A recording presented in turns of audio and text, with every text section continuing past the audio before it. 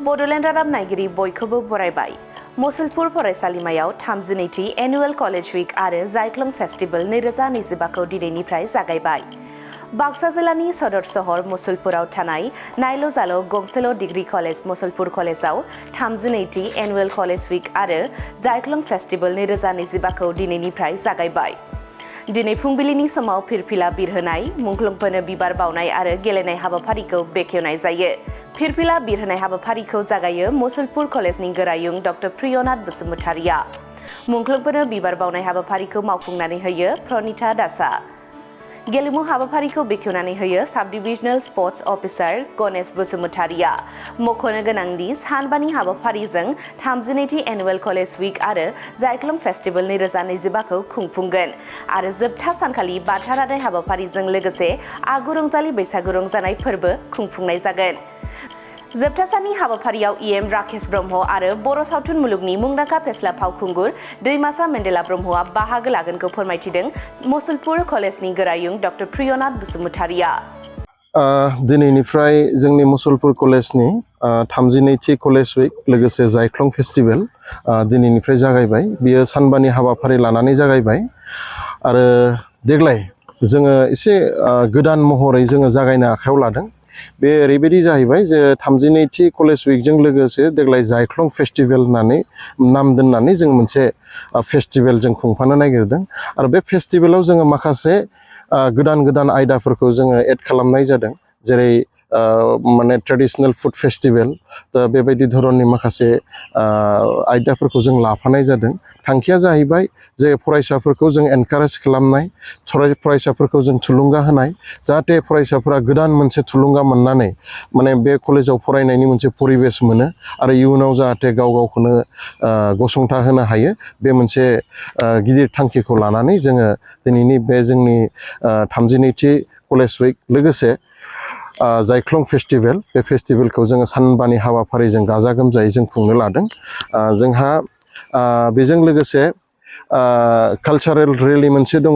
बे कालचारेल रेलियावबो जोङो गोबांथार स्टुडेन्टखौ लोगोआव लानानै, जोंनि फरायसाफोरखौ लोगोआव लानानै जोङो माखासे टिम लानानै जों कालचारेल रेलिखौ खालामनो नागिरदों।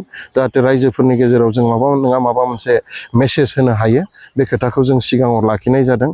आरो जोबखालि मोनसे जोंहा बान्था राननाय प्राइज डिस्ट्रिबिउसन सेरिमनि दङ आरो बेजों लोगोसे प्राइज डिस्ट्रिबिउसन सेरिमनि जोबनाय लोगो लोगोनो प्रि बैसागु बा बैसागोनि आगु मोनसे रंजानाय फोरबो जोङो फरायसाफोर, फोरोंगिरिफोर आरो जोंखौ मोजां हास्थायनाय वेल उइजार्सफोरखौ लानानै जोङो मोनसे मेहेरगोनां मोनसे हाबाफारि जों खुंनो आखायाव लादों। जोङो गाहाय आलासि महरै जोङो लिंहरदों मेल गिफ्ट बेखेवगिरि हिसाबै मानगोनां जोंनि इएम राकेश ब्रह्म सार। बिथाङा जोंनो अलरेडि खोथा होखाबाय, बिथाङा फैगोन।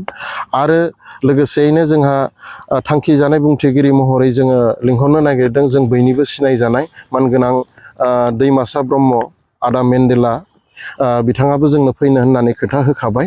आरो लोगोसेयैनो जोङो दासिमाव जोंनि मानगोनां मन्थ्रि इउजि ब्रह्म सारखौ जोङो कन्टेक्टआव खालामबाय थादों। बिथांनिफ्राय जोङो दाबो कनसेन्ट मोनथ'वाखै। हयथ' आसा खालामो जों गाबोननि गेजेराव बिथांनि खोथाखौ मोनगोन आरो बिथांमोन साथामखौ लानानैनो जोङो जोंनि बान्था राननाय हाबाफारि लोगोसे जोंनि बैसागोनि रंजानाय फरायसाफोरखौ लानानै बे हाबाफारिखौ खोब गाजा गोमजायै खुंनो हागोन होननानै आङो आसा खालामो। लोगोसे जोंनि फरायसाफोर, लोगोसे जोंनि बारग' फरायसाफोर आरो लोगोसे जोंनि वेल उइजार्सफोर गासैखौबो बे फेस्टिभेलाव आं बाहागो लानो थाखाय आङो फरायसालिमानि जानानै गुरैयै खावलायहरनाय जाबाय। बिरखं गाथोननि सोमोन्दै सोलोंथाइ लानो गोसो गुदुं लाइमोनफोरनि थाखाय मोजां रादाब। गोजान जायगाफोराव थांनानै गोबां रां खरसा खालामना सोलोंथाइ लानांगौनि गोनांथि गैलिया। दानिया उदालगुरि टाउन रामजानकि सकनि हटेल फामि पेलेसनि 4th फ्ल'राव बोसोरसेनि फोरोंथाइ होनो थाखाय लोगोआरि जाना आपग्रेड एभिएशन एकाडेमिया नोंथांमोननि थाखाय मोजां खाबु लानानै फैबाय। Cabin crew, ground staff, cargo executive, airport retail utility, airport management आरो हस्पिटालिटी मेनेजमेन्टनि थाखायबो इन्टारभिउ होनो हानायनि फोरोंथाइ होयो आपग्रेड एभिएशन एकाडेमियाव।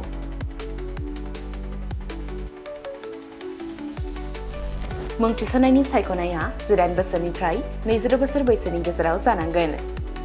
गोसो गुदुं बिजाथिफोरा सोलाद लानो थाखाय स्क्रिनाव होनाय जानबुं अनजिमा 96783 60226 आव कल खालामनो हागोन।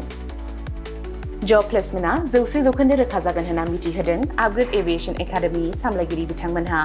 बेजों लोगोसेनो बिरखं दावबायनाय, एभिएशन, दावबायग्रा थावनि टुरिजम आरो आलासि सिबिग्रा थावनि हस्पिटालिटी बे मोनथाम फोथाराव रोखायै खामानि नागिरना होनो एबा प्लेसमेन्ट होनो हागोन होनना रोखा खालामना होदों एकाडेमि सामलायगिरि बिथांमोनहा।